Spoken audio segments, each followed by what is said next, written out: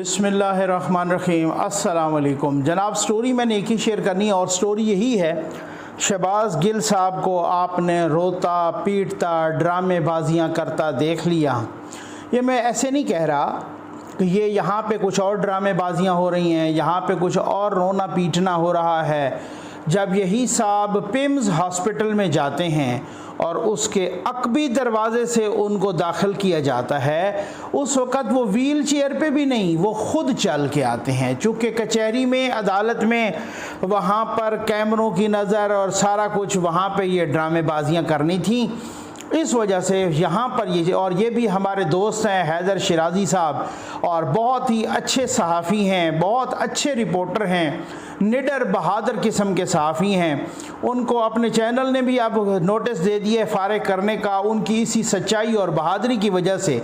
तो ये उन्होंने ये वीडियो भी साथ शेयर की। उन्होंने कहा कि जी जब वो पिम्स के अकबी दरवाज़े से आए तो वो बिल्कुल भागते कूदते हुए आए, वो किसी व्हील चेयर पे नहीं थे। और ये तहरीक इंसाफ इस तशद्दुद को, इस मुबैना तशद्दुद को मैं यूँ कहूँगा, या इस तरह से ड्रामेबाजी करके कैश कर रही है। अभी भी मैं सुन रहा था वो बाबर अवान साहब का, जिनके अपने लीगल फ्रेटर्निटी के लोग कहते हैं कि अगर आपने ज़मीन पर कोई मुबैना शैतान देखना हो तो आप बाबर अवान को देख लें। ये उनके अपनी वकला कहते हैं। मैं ख़ुद वकला बरादरी का चूँकि हिस्सा रहा हूँ, मैं ख़ुद भी लॉ ग्रेजुएट हूँ, तो हमें इन चीज़ों का बड़ी अच्छी से पता है। वो कोई इस तरह की बात नहीं है। मसला ये है, मसला कहाँ है? मसला यहाँ है कि जब इन पर दूसरों पर तशद्दुद हो रहा था, उस वक़्त उन्होंने किसी किस्म की कोई आवाज़ नहीं उठाई। हमजा शहबाज साहब 627 दिन जेल में रहे। ज़रा सुनिएगा, आप सुनेंगे आपके रोंगटे खड़े हो जाएंगे। ख्वाजा बरादरान, ख्वाजा साद रफ़ीक और उनके भाई ख्वाजा सलमान रफ़ीक, हमजा शहबाज 627 दिन, ख्वाजा बरादरान 462 दिन, नवाज शरीफ साहब 374 दिन जेल में, शाहिद खकान अब्बासी 222 दिन जेल में, शहबाज शरीफ 207 दिन जेल में, ख्वाजा आसिफ 176 दिन जेल में, राना सनाउल्ला 174 दिन जेल में, मरियम नवाज 158 दिन जेल में, एहसन इकबाल 64 दिन जेल में, और इसी तरह से आसिफ जरदारी साहब, इसी तरह से खुर्शीद शाह साहब, इसी तरह से और भी बहुत सारे दोस्त वो भी जेल में रहे। रोए नहीं, चीखे नहीं, इस तरह से ड्रामेबाजियाँ नहीं की, इस तरीके से रोना पीटना शुरू नहीं किया। इस तरीके से अब खान साहब जा रहे हैं उनकी इयादत के लिए। मैं आपको बताऊं, शाहिद लतीफ़ साहब, मियाँ शाहिद लतीफ़ साहब कहते हैं कि मुझे जब जेल में रखा गया, उस वक़्त इतनी तंग कोठड़ी में रखा गया, 6x4 की कोठड़ी में रखा गया, जहाँ पे बंदा लेट नहीं सकता और बैठ सकता है या उठ के खड़ा हो सकता है। और कहते हैं कि जून जुलाई की गर्मी में रात को मेरे ऊपर 1000 वाट के 35-40 बल्ब लगाए जाते थे।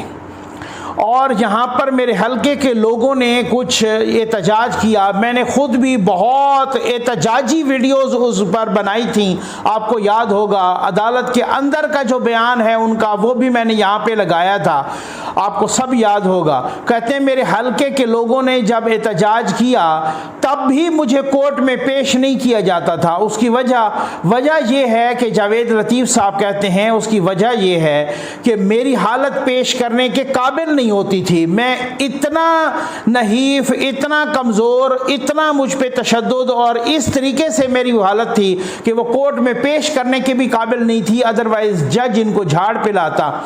तो मैं एक बात कहता हूँ, यही बात हमने सुनी राना सनाउल्लाह साहब से मुतल्लिक, और अपने जावेद लतीफ़ साहब कहते हैं, ये राना सनाउल्लाह साहब भी पहले बता चुके हैं कि हमें कहा जाता कि आप पर तशद्दुद करना है क्योंकि आपकी चीखें इमरान खान को सुनवानी हैं। राना सनाउल्लाह को जब नीचे चटाई पर लटाया जाता तो ये मीठा, चीनी, गुड़ ये फेंक दिए जाते और साथ वो कीड़े मकोड़े वो छोड़ दिए जाते ताकि वो इसको काटें। जब आप लोगों पर यह तशद्दुद हो रहा था उस वक़्त आपके लोग चुप क्यों थे? उस वक़्त आपकी क़यादत इस तरह से प्रेस कॉन्फ्रेंस क्यों नहीं कर रही थी? उस वक़्त इस तरीके की ड्रामेबाजियाँ क्यों नहीं हो रही थी? अब आपको थप्पड़ या मुक्का जंग के बाद याद आया है, लिहाजा मेरी आपसे रिक्वेस्ट है कि आप वो थप्पड़ या मुक्का अपने मुंह पे मार दें, क्योंकि जंग के बाद जो थप्पड़ या मुक्का याद आए वो अपने मुंह पे मारा जाता है। अब आप बैठ के बड़ी तकरीरें कर रहे हैं और बड़े इंटरव्यूज़ दे रहे हैं, उस वक़्त ये आपको याद नहीं था। मरियम नवाज साहबा आज बता रही हैं कि जी बात ये है कि मेरा जो सेल था और जो उस सेल में जो वाशरूम था, उस वाशरूम और उस सेल में कोई दरवाज़ा नहीं था। यानी यहाँ तक ये आप अंदाज़ा कीजिए, ये एक सिर्फ जो है ना इस तरह की ये दास्तानें हैं। शाहिद खाकान अब्बासी साहब को इलेक्टेड प्राइम मिनिस्टर था, उनको नीचे लिटाया गया। नवाज शरीफ साहब को इन्हीं के बकौल यही कह रहे थे सारे नून लीग वाले, उनको जहर दिया गया, उनको जिस तरीके से तशद्दुद का निशाना बनाया गया, लेकिन कोई नहीं बोला। तो जब आप अब बोल रहे हैं लड़ाई के बाद आपको मुक्का याद आए, आप अपने मुंह पे मार दें। सीधी सी बात है, आपने नाराज़ नहीं होना, ठीक हो गया। अब मसला ये है कि ये तशद्दुद की कहानी कहाँ से शुरू हुई है? किसने कहा है तशद्दुद हुआ है? मुझ पे तशद्दुद हुआ है। बात यह है, सबसे पहले कहा गया कि जब शहबाज गिल साहब को गिरफ्तार किया गया तो इमरान खान ने कहा कि तशद्दुद हुआ है, ठीक है। अच्छा, फिर उसके बाद क्या हुआ? वो सीसीटीवी फुटेज आ गई, लोगों ने देख लिया कि ड्राइवर को तो हाथ ही किसी ने नहीं लगाया। लोगों ने देख लिया कि ड्राइवर साइड का तो गाड़ी का दरवाज़ा ही किसी ने नहीं खोला। उसके बावजूद भी आज तक इमरान खान अपने इंटरव्यूज़ में भी कह रहे हैं कि ड्राइवर पर भी तशद्दुद हुआ है। इसका कोई इलाज है? इसका कोई किसी के पास कोई इलाज है ऐसी जहनीत का? लेकिन वो तब भी यूथ ही मान रहे हैं, उसके अमन्ना व सदकना कर रहे हैं। ड्राइवर ने खुद बताया, जी देखें वो उसको ले गए और मुझे भी मारा, और उस वक़्त वो सारे हाथ दिखा रहा था। उससे अगली वीडियो में उसने हाथ पर पट्टी बांध ली और साथ पता नहीं क्या गटर का पानी शानी या स्याही शियाई वो भी लगा दी, ठीक है जी। और उन्होंने कहा इन पर तशद्दुद हुआ है और उसकी कमीज़ भी फाड़ दी उन्होंने। इमरान खान साहब ने गालिबन खुद फाड़ी होगी, वो सारे तो यही कहते हैं कि खान साहब ने फाड़ी। अब उसके बाद जो एक कुछ हमने ये देखा कि जी तशद्दुद हुआ है, और तशद्दुद के बाद फिर हमने ये देखा कि पिम्स हॉस्पिटल की रिपोर्ट आई है और वो रिपोर्ट में किसी किस्म का कोई तशद्दुद नहीं। उसके बाद इमरान खान साहब ने एक इंटरव्यू में कहा कि शहबाज गिल को जेल के अंदर नंगा करके मारा गया है, तशद्दुद हुआ। ये इंटरव्यू का क्लिप मैं सुनवा चुका हूँ। उसके बाद ये हुआ कि उनका अपना वज़ीर दाखिला, सूबाई वज़ीर दाखिला हाशिम डोगर जेल गया, अडियाला जेल के बाद उन्होंने सहाफ़ियों से गुफ्तगू की और उन्होंने कहा सवाल ही पैदा नहीं होता, शहबाज गिल तो छोड़ दीजिए, किसी एक कैदी पर भी तशद्दुद नहीं हुआ। शहबाज गिल को किसी ने हाथ भी नहीं लगाया। शहबाज गिल बिल्कुल ठीक ठाक हैं और उनकी सेहत ज़बरदस्त है। आज मैं इमरान खान से मिलूँगा, मैं उनको उनकी सेहत से मुतल्लिक बताऊँगा। समझ तो आपको आ रही होगी। फिर शहबाज गिल को यहाँ पे 2 रोज़ा रिमांड दिया गया पुलिस को, इस्लामाबाद पुलिस को। अडियाला जेल से इनको उनके हवाले नहीं कर रहे थे। इमरान खान ने कहा इनको पिंडी के अस्पताल में दाखिल करवाया जाए, DHQ में। फिर उनको इस तरह से हवाले करना पड़ा, अदालत का हुक्म था, क्योंकि इधर से रेंजर को रवाना कर दिया था और कुछ FC को भी और पाक फ़ौज का भी ये सुनना था कि उनको भी रवाना किया जाएगा अडियाला जेल। तो फिर उसके बाद परवेज़ इलाही साहब डर गए, उन्होंने इनको हवाले कर दिया, ठीक है जी। उन्होंने कहा अब मैं जो है ना खान साहब के लिए, खान साहब हालांकि खान साहब की आजकल उनके साथ बड़ी टसल चल रही है।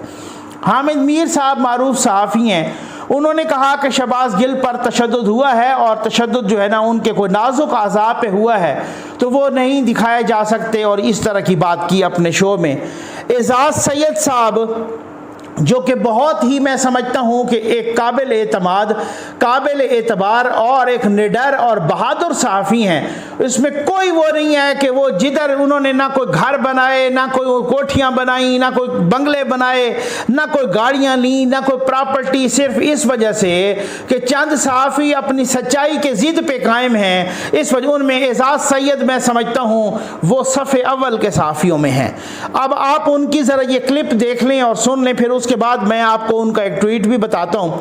ये ज़रा आप देख लें, ये एजाज सैयद साहब। जिन पिक्चर्स की बात हो रही है, इत्तेफाक से मेरे पास वो पिक्चर्स हैं जो मुनासिब नहीं है कि मैं उन्हें शेयर करूं। ज़ाहिर किसी की इस तरह की जो पिक्चर्स हैं वो उनको नहीं शेयर किया जाना चाहिए। उन पिक्चर से किसी जगह पे भी एक बात तो ये है कि साबित नहीं होता कि उनके ऊपर को बहुत टार्चर हुआ है, उनके जिस्म पर नील पड़े में, ऐसी बात नहीं है।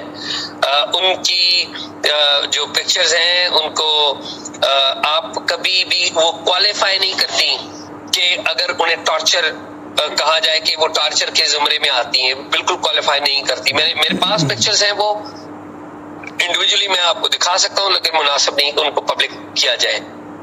एजाज भाई कह रहे हैं कि इंडिविजुअली मैं आपको दिखा सकता हूं, लेकिन मुनासिब नहीं है कि उनको यहाँ पर नाम वो पब्लिश किया जाए। ठीक है एजाज साहब। उसके बाद हमारे दोस्त हैं हैदर शिराजी, जिनका मैंने तज़किरा पहले भी किया। उन्होंने भी कहा कि शहबाज गिल जब पिम्स के अकबी दरवाजे पर लाया गया शहबाज गिल को, तो वो खुद चल के आ रहे थे।